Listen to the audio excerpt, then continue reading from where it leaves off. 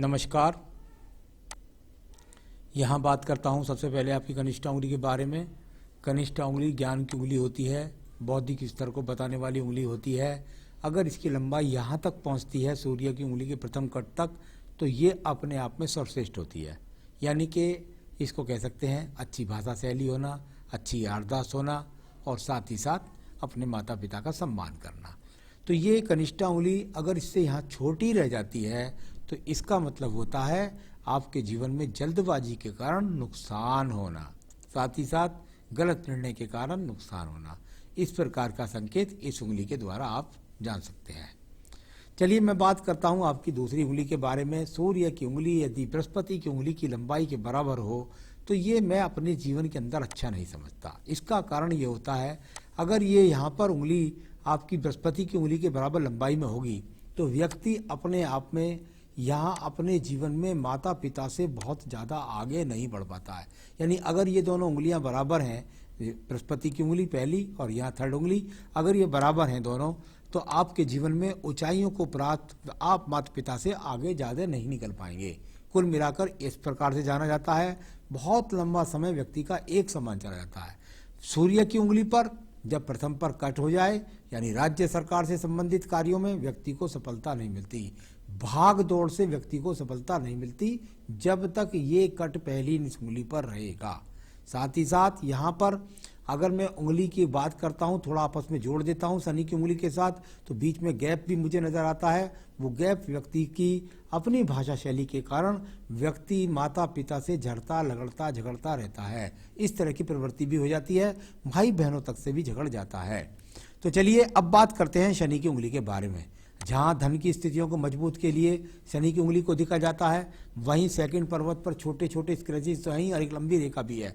यानी आपके द्वारा वर्तमान में गलत निर्णय से धन का नुकसान के संकेत, साथ ही साथ आपके जीवन के अंदर ग्रहण रूप से एक तरह से धन का इस समय पर धन खर्च हो रहा है। यानी आपके डिसीजन से लगातार धन खर्च के संकेत यहाँ पर मोटे रूप से दिखलाई पड़ते हैं।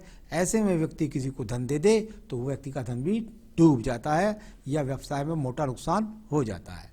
बृहस्पति की उंगली को देखिएगा। बृहस्पति की उंगली संतान सुख के लिए, पत्नी से सुख के लिए जानी जाती है। सेकंड पर्व पर यहाँ भी मोटा निशान है। पत्नी के संबंधों पर भी जरा ध्यान करके चलिएगा। ये थर्ड पर्व है, यानी पर्व संतान की एक तरह से जो संतान से उत्तरदायित्व होते हैं उनको निभाने में भी वर्तमान की स्थिति से व्यक्ति पूरी तरीके से मजबूत नहीं है। मैं बात करता हूं आपके बुध पर्व के बारे में। बुध का पर्व जहां पर इतना दिखाई देता है तो वहीं पर अगर ये देखें, ये रेखा यहाँ पर चलिए, ये चली इस प्रकार से और ये एक दूसरे को ऊपर चढ़ी, यानी कुल मिलाकर के ये बिखराव रूपी बुध रेखा है। समानांतर जब रेखा चलती है तो वो ज़्यादा वो अच्छी कहलाती है। तो ये अपने आप में एक आड़ी रेखा जो हृदय रेखा से विवाह रेखा की तरफ जा रही है, बुध पर्वत के बाहर की तरफ जाती है, तो इसे कहते हैं व्यापार के द्वारा कहाँ जा रहे हैं, बाहर की तरफ मेहनत कर रहे हैं कि धन कहाँ जा रहा है, आ ही नहीं रहा। तो इस तरह की स्थितियों को भी बोला जाता है। अब बात करते हैं यहाँ पर आपके सूर्य के पर्व के बारे में। सूर्य का पर्व और यहाँ पर एक दूसरे पर चढ़ कर के जब व्यक्ति की रेखाएं चढ़ने लगें तो इसको कहते हैं व्यक्ति के जीवन में बार बार काम करे और काम के द्वारा निराशा हाथ आए। कुल मिलाकर के राजनीतिक क्षेत्र से लाभ नहीं, यहाँ गवर्नमेंट के टेंडर से लाभ नहीं, भाग दौड़ के बाद भी व्यक्ति को तरक्की नहीं, ऐसी स्थिति यहाँ से नजर आती है। मैं बात करता हूँ आपके शनि पर्व के बारे में। शनि का पर्व और वहाँ पर जो एक पक्की रेखा है वो दोनों रेखाओं के बीच में जा रही है, यानी सूर्य रेखा के और शनि पर्वत के बीच में से रेखा बीच में चली जाए तो व्यक्ति को कहते हैं धन सम्मान कमाने में दोनों के लिए काफ़ी संघर्ष होता है।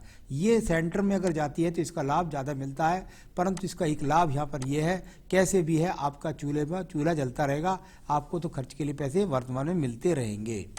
अब बात करते हैं बृहस्पति के पर्व के बारे में। बृहस्पति का पर्व और यहाँ पर ये रेखा एक्स के रूप में मिल जाए तो व्यक्ति को मकान, पैतृक संपत्ति मिल जाती है। साथ ही साथ ईश्वर पूजा भक्ति के लिए व्यक्ति के पास में समय कम होता है। मैं बात करूंगा इसके बाद में आपकी यहाँ पर हृदय रेखा के बारे में। हृदय रेखा और शुरू में इस तरीके से चलती हुई और ये जाकर के शनि पर्व के बीच से लगभग पहुँच जाती है। यदि इसको देखता हूँ तो किसी प्रकार से अगर देखूँ तो कोई ऐसा बुरा चिन्ह नहीं मिलता जो आपको मैं रोग से संबंधित समस्या को बताऊं, परंतु इसमें से ये एक रेखा निकल करके जब मंगल पर्व की तरफ जाकर संपर्क बनाती है तो पत्नी के साथ संबंधों में व्यक्ति को कटुता का सामना करना पड़ता है। कहीं ना कहीं उसके दिमाग में चलता रहता है कि पत्नी मेरे अनुकूल नहीं है, ऐसा भी जाना जाता है। यहाँ निम्न मंगल पर्व की बात कर लेता हूँ। निम्न मंगल पर्व और उसके अंदर अगर देखते हैं तो कुछ रेखाएं आपस में कट करके चलती हैं।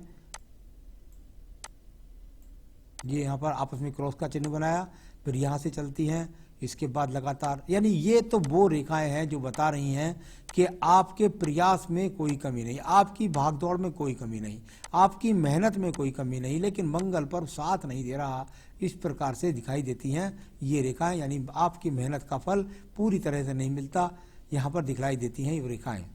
मैं बात करूँगा इसके बाद में आपकी यहाँ पर सीधा सीधा बुद्धि रेखा के बारे में। बुद्धि रेखा को यदि आप देखेंगे तो यहाँ आपके जीवन में लगभग इसका अगर बात करूँगा तो ये अपने आप में बहुत बड़ा खराब दीप, इतना बड़ा खराब दीप, शुरू में भी अच्छी रेखाएं नहीं, यहाँ भी यव जैसा चिन्ह छोटा सा, और इसके बाद भी बुद्धि रेखा को यदि देखता हूँ तो डाउन होकर के और नीचे और बिल्कुल लगभग नीचे तक चली जाती है।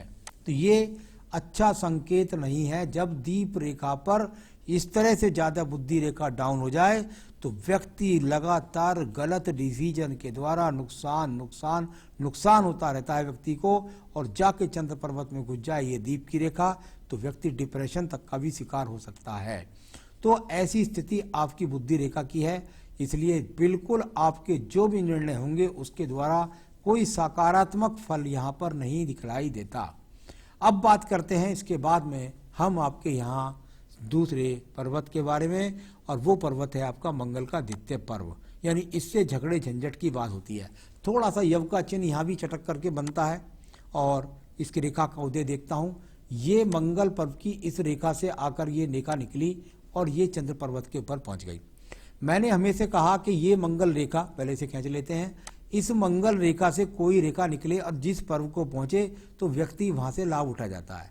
यहाँ इस रेखा से निकलकर यदि ये मंगल पर्व को पहुंच जाती तो आप जमीन जायदाद के कामों से लाभ मिल जाता, लेकिन बाद में भी बन गया है एक तरह से दीप का चिन्ह। यानी कि यहाँ मेहनत के बाद भी, प्रयास के बाद भी व्यक्ति को धन का लाभ नहीं दिखला रही ये रेखा।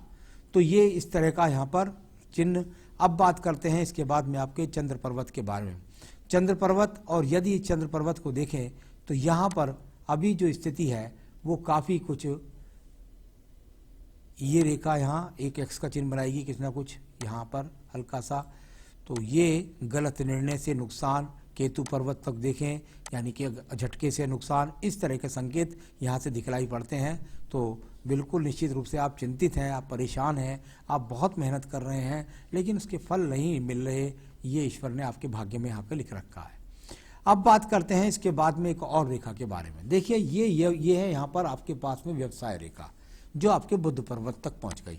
इसको भी यदि आप देखेंगे तो ये भी एक तरह का यहाँ से दीप का सा स्वरूप बनाने का प्रयास करती है ये रेखा। यानी कुल मिलाकर अगर ये दीप और आगे बन गया तो ये और भी ज़्यादा खतरनाक हो जाएगा। यानी दो जगह से रेखा, भाग्य रेखा से उत्पन्न हो रही है, पर्वत से भी निकल रही है, केतु से। आप प्रयास करते हैं, आप मेहनत करते हैं, धन कहाँ चला जाता है? साइड में, यानी कि मेहनत का फल नहीं यहाँ भी दिखलाई दे रहा। आप देखिएगा आपकी यहाँ पर एक रेखा, ये सूर्य रेखा है जो बहुत भागदौड़ कर रही है, लेकिन ऊपर जाकर के यव चिन्ह के साथ ये भी मिल जाती है, यानी खराब चिन्हों के साथ मिल जाती है, यानी भागदौड़ का लाभ यहाँ भी दिखलाई नहीं पड़ रहा है। तो अब स्थिति आई है आपकी भाग्य रेखा पर चलते हैं। ये भाग्य रेखा जब आयु रेखा से निकले तो व्यक्ति को परिवार से सपोर्ट मिलता है, परिवार से सहयोग। फिर एक दीप का संबंध यहाँ भी बन रहा है। अगर आप देखेंगे तो ये भी इस रेखा से जाकर इस प्रकार से मर्ज होकर के ये भी एक तरह का सा दीप बनाती हुई ये रेखा यहाँ पर नजर आ रही है। ईश्वर की कृपा से अभी मैं इसको दीप पूरा नहीं बोल सकता, लेकिन इसकी स्थिति दीप जैसी अगर बन गई तो ये आपके जीवन में और भी जटिल हो जाएगी। तो कुल मिलाकर यहाँ भाग्य रेखा का स्वरूप ये भी अच्छा दिखलाई नहीं दिया। मैं बात करता हूँ इसके बाद में भाग्य रेखा के बाद आपके शुक्र पर्व के बारे में। संसाधनों के लिए शुक्र पर्व को देखा जाता है। शुक्र पर्व, और यहाँ पर अगर ये देखें तो ये शुक्र पर्व यहाँ पर अगर देखें तो निश्चित रूप से इतना खराब नहीं आता। आप अपना संसाधनों में तो रह रहे हैं जहाँ तो इस प्रकार के चिन्ह दिखाई देते हैं। आयु रेखा को देखिएगा, आपकी आयु रेखा, और यहाँ आयु रेखा आपकी जाकर के लगभग मणिबंध के पास नीचे तक पहुंच गई, यानी कुल मिलाकर के आयु रेखा 80 से कम भी नहीं है। ये शुक्र पर्व से निकल करके रेखा आयु रेखा में संबंध बनाए तो ये परिवार से सपोर्ट, संसाधन को दिलाती है, पैतृक संपत्ति को भी दिलाती है। तो इस तरह से आप देख सकते हैं यहाँ पर आपकी जो संतान रेखाएं हैं वो स्पष्ट दिखाई नहीं देती, आपके हिसाब से संतान की रेखा दिखलाई नहीं दे रही हैं, तो ये एक अच्छा फल नहीं है। शुक्र पर्व भी होता है के नीचे वाला पर्व, यानी कि कुल मिलाकर संसाधनों का, शुक्र का आपके हिसाब से संसाधन दिखलाई नहीं पड़ते हैं।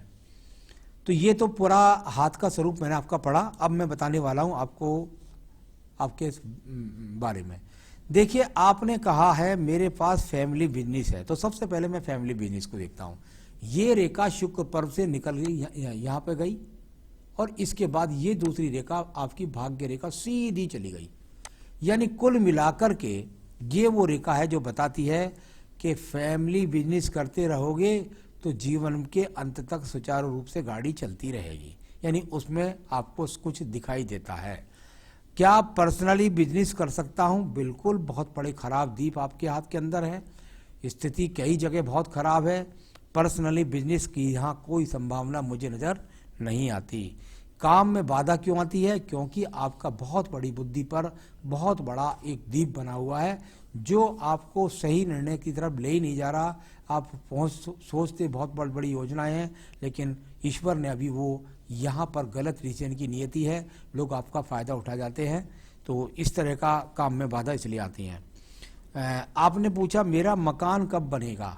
यहाँ 37 की एज के बाद अगर मैं आपके मकान की स्वरूप को देखता हूँ तो मुझे नहीं लगता कि आप कोई अपने धन से मकान बना पाएंगे। तो हो सकता है पैतृक संपत्ति का मकान मिल जाए आपको, या किसी स्वरूप से। अभी मुझे कोई 3-4 साल तक ऐसी रेखा दिखाई नहीं पड़ी। फ्यूचर में फाइनेंस कैसा है? बहुत संघर्ष है। कृपया करके अपने आप पर नियंत्रण रखिए, गलत निर्णयों पर विशेष रूप से आपको ध्यान रखिएगा, तो निश्चित रूप से आप अच्छी तरह के चल पाएंगे यदि आप अपने पैतृक बिजनेस को देखेंगे तो ज़्यादा। शेयर मार्केट और प्रॉपर्टी का काम कैसा रहेगा? शेयर मार्केट के लिए बुध और बृहस्पति अच्छा होना चाहिए, दोनों ही बेकार हैं, गलत डिसीजन से बड़ा भारी नुकसान हो सकता है। प्रॉपर्टी का काम के लिए मंगल पर अच्छा चाहिए, वो भी यहाँ दिखाई नहीं देता अच्छा। तो कुल मिलाकर वो मेरे हिसाब से दोनों काम नहीं बनते हैं। तो ये तो मैंने आपका सारा हाथ का स्वरूप पढ़ा। अब मैं जरूर बताना चाहूँगा आपके जीवन के अंतर्गत यदि आप चाहते हैं कि सभी चीज़ों से आपका अच्छी तरीके से आपका काम चलता रहे तो आप क्या करें। सबसे पहले आप रोजाना संकट नाशन गणेश स्रोत का पाठ करें, संकट नाशन गणेश स्रोत का पाठ करें, और साथ ही साथ यदि हो सके तो अपना व्यवसाय ही यदि आप अलग ही करके मानेंगे, नहीं चाहते हैं, मेरे हिसाब से तो करना नहीं चाहिए, लेकिन आपको रोजाना जो है प्रतिदिन रुद्राष्टकम का पाठ करना चाहिए। ये और शिव की पूजा ज़्यादा से ज़्यादा करेंगे तो आपके स्रोत अच्छे बनेंगे, संकट कटेंगे और सही रेखाएं आपके जीवन में लाभ देना शुरू कर देंगी। तो संकट नाशन गणेश स्रोत और रुद्राष्टकम और शिव जी की पूजा ज़्यादा से ज़्यादा करें, जिससे आपके जीवन में आपको लाभ मिल सके। नमस्कार। अब नग पहनना चाहते हैं तो पुखराज अंगूठी पहन सकते हैं। नमस्कार।